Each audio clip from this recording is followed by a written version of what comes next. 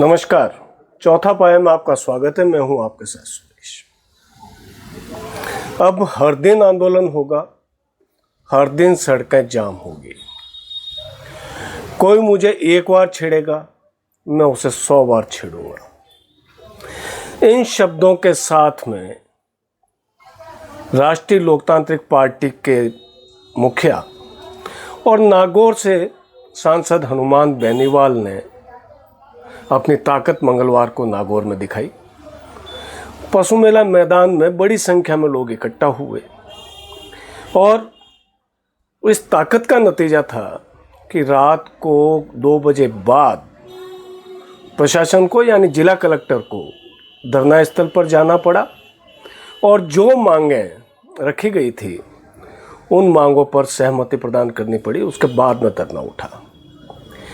ये एक उदाहरण है कि पहले कभी कोई कहता था और नेता की पहचान होती थी, नेता की ताकत का आकलन होता था कि उसके पीछे कितने लोग हैं। लेकिन हनुमान बेनीवाल जो छात्र राजनीति से उठे और राजस्थान विश्वविद्यालय छात्र संघ के अध्यक्ष रहे और उन्होंने अपनी एक अलग पार्टी बनाई।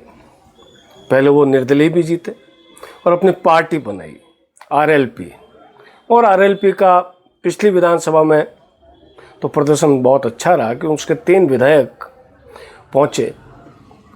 इस बार हालांकि वो मैं चुनावी ताकत बेनीवाल नहीं दिखा पाए और जो विधानसभा का उपचुनाव हुआ, जो खुद हनुमान बेनीवाल के सांसद बनने के बाद में नागौर की खींवसर विधानसभा सीट खाली हुई थी, वहाँ उनकी पत्नी चुनाव हार गई। तो ये हार जीत राजनीति में होती आई है। लेकिन हनुमान बेनीवाल ने एक चीज राजस्थान की राजनीति में सबको बता दी है कि अगर आपके साथ में पब्लिक का सपोर्ट है, अगर आपके पास में भीड़ है और आपके साथ में समर्थकों की भीड़ है, तो आप कुछ भी मांग मनवा सकते हैं।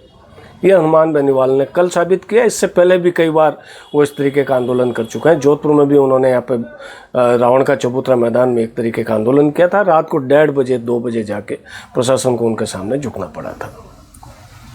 लेकिन सवाल यह है कि हनुमान बेनीवाल की इस ताकत का कारण क्या है। जो अब तक मैंने देखा है उसके हिसाब से हनुमान बेनीवाल के पीछे युवाओं की एक फौज है और उन्होंने भी सोशल मीडिया को अपनी ताकत बना रखा है। उसके जरिए लोग जुड़ते हैं और उनकी ताकत बनते हैं। कई मुद्दे जो उन्होंने कल के प्रदर्शन के लिए उठाए थे वो मुद्दे लोगों को वाजिब लगे, इसलिए हजारों की संख्या में भीड़ जुटी। इसमें एक मुद्दा था थार एक्सप्रेसवे का, जिसमें ज़मीनों का अधिग्रहण किया जाना है और इसका सर्वे जो है वो ठीक ढंग से नहीं हो रहा। बेनीवाल ने कहा कि नहीं, ये सर्वे ठीक ढंग से होना चाहिए ताकि किसानों को और ग्रामीणों को उनकी ज़मीनों का पूरा मुआवजा मिले। इसी तरीके से उन्होंने मेड़ता पुष्कर और एक और रेल लाइन के लिए जो मुआवजा दिया जा रहा है ज़मीन अधिग्रहण का, उसको लेकर भी बात उठाई अपनी और 20 मांगे थी उनकी और उस पर रात को 2 बजे के बाद में सहमति बनी और ये प्रशासन की ओर से कहा गया कि वे सरकार से इस बारे में बात करेंगे।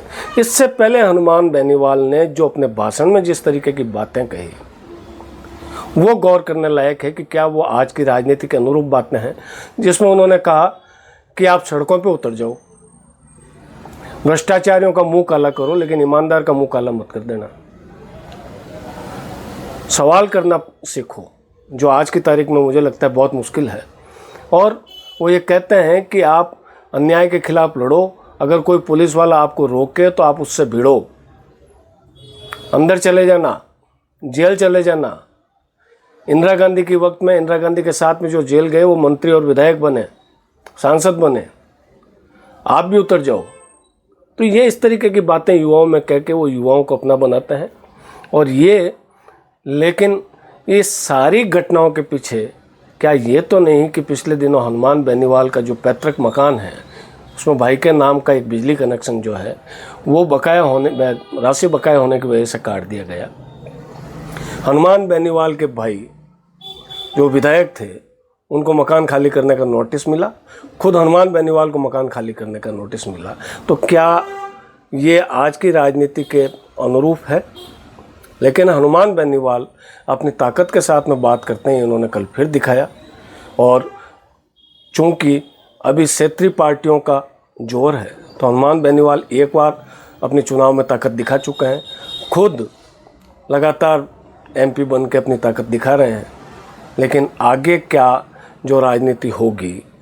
और एक चीज़ और मैं आपको याद दिलाता हूँ कि पिछले दिनों इन्होंने राजस्थान के मुख्यमंत्री के खिलाफ एक ट्विटर ट्रेंडिंग चलवाया था और उसमें सरकार को और भारतीय जनता पार्टी को जवाब देने के लिए वापस ट्रेंडिंग चलवानी पड़ी। तो यह हनुमान बेनीवाल की राजनीति है। बस हम आपसे इतना ही जानना चाहते हैं कि क्या ये आज की राजनीति के अनुरूप है या हनुमान बेनीवाल की राजनीति आम लोगों के लिए आगे भी फ़ायदेमंद होगी। हमें कमेंट बॉक्स में ज़रूर बताइएगा। और अगर आपको ये वीडियो अच्छा लगा हो तो हमारे चैनल चौथा पाया को लाइक और सब्सक्राइब जरूर कीजिएगा। कल आपसे फिर मुलाकात करेंगे, तब तक के लिए नमस्कार।